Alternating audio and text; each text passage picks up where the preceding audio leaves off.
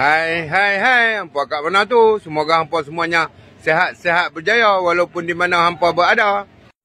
Hari ini Mak Ali berada di Pasar Pagi. Pasar Pagi Sungai Korok, sahabat-sahabat. Moga anda semuanya sehat-sehat berjaya. Apa-apa pun, bila hampa melihat video ini, hampa jangan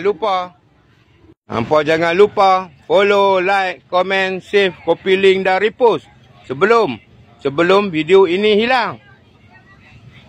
Sedikit view untuk hampa pagi ni. Macam-macam ada.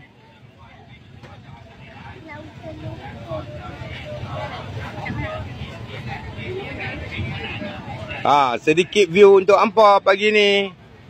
Pasar Pagi Sungai Korok.